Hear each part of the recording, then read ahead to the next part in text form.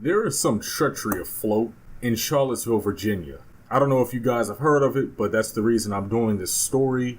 If you guys think back a couple months ago during the Unite the Right rally, aka the neo-Nazi rally, where the young woman, Heather Heyer, was murdered by a white supremacist. Well, you also had the assaults of a young brother named DeAndre Harris. And he ended up being cornered by a group of white supremacists in a parking garage right next to the police station, by the way. And the police, their handling of Charlottesville is highly sketchy. There are videos all over the internet of assaults taking place at that rally that people are still talking about to this day, and rightfully so. And police are just standing by. They're not doing anything. There was clearly a message that was sent down not to intervene.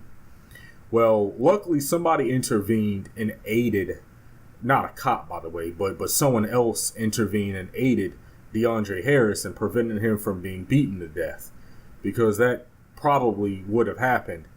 And thankfully, you've had people like Sean King and some of the people working with him who have done a much better job than the police investigators themselves in bringing a lot of these assailants to justice, at least in terms of getting them arrested and charged.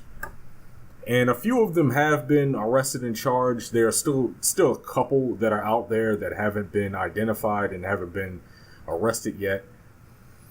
But the reason why I said there's a lot of treachery now in Charlottesville is because, believe it or not, and I was completely shocked when this came across my Twitter feed the other day, when a few of the people that I follow started posting about this. Turns out that DeAndre Harris, the victim of a white supremacist attack in Charlottesville, has been charged with unlawful wounding.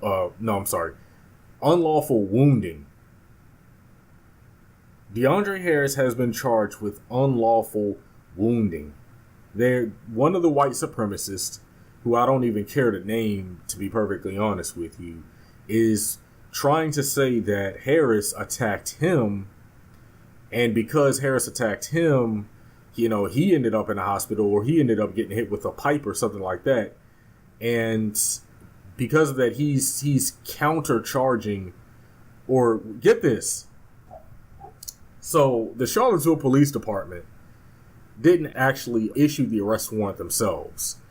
One of the local magistrates, who's not giving out any information, they're not revealing any information as to why they did this or how they came to this conclusion.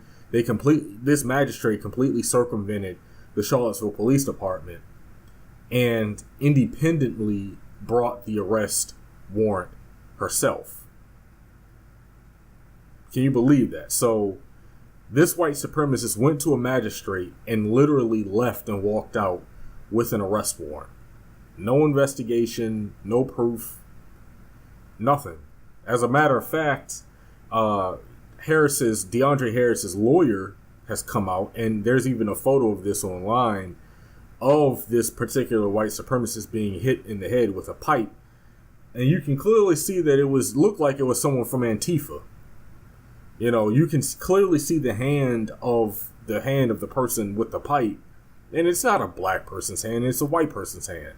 So this is a complete bogus charge, and what's upsetting about this and what's infuriating about this is that not the ease by which this white supremacist was just able to go to a magistrate and get an arrest warrant with clearly with no investigation, clearly with I'm white and I say so.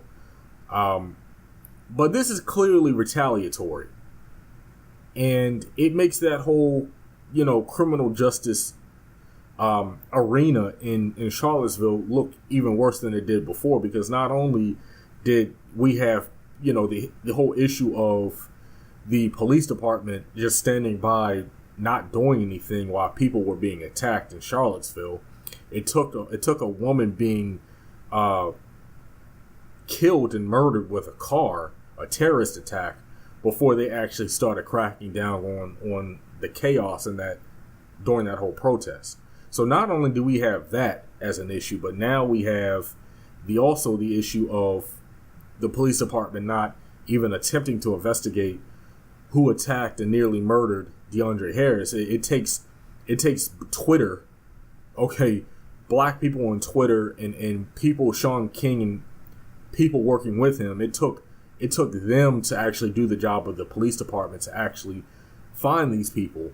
But so you have those two issues, but then you also have the issue of now this magistrate clearly just applying "I'm white and I say so" law and charging DeAndre Harris with a completely bogus BS charge.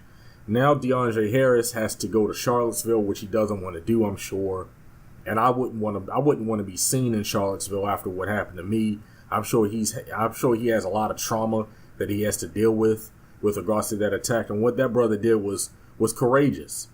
You know, it's in this era, in this time we're living in right now, the strong people go out to the protests. It's the strong people, it's the courageous people who go out to these protests knowing that they might be arrested, knowing that they might be attacked. Okay, the weak people don't go, and I'm not saying people who don't go to protests are weak. I'm saying that the strong people do go to protests. There are strong people who stay at home too, but it takes a particular strong individual to go to a protest in this day and age. Okay, so what this brother did was strong, what this brother did was courageous, and what this brother did should be commended and should be respected, because he nearly got murdered. Okay, so for him to have to go back to that area is troublesome, and it's infuriating, it's extremely problematic. I was very heated when I heard this story. But now because I heard that he's employed, at least he was employed, and so now that he's being charged, this is going to be on his record. So this might affect his employment in the future. It likely will affect his employment in the future, especially being a black male. You know, so these evil people, I'm trying not to go on like a profanity-laced rant right now, but these evil people are a serious problem. This should never have happened. This is treachery. This is treacherous. Hopefully, the charges will be thrown out, and I don't think the charges are gonna stick. I'm hoping the charges don't stick, but with the American criminal injustice system, you never know. You never know what's gonna happen. So we need to stay on top of this. We need to stay vigilant. And kudos to Sean King and some of the other people helping him out and helping him do that work. Because the people that the local citizens of Charlottesville are paying to do this job are not doing this job themselves.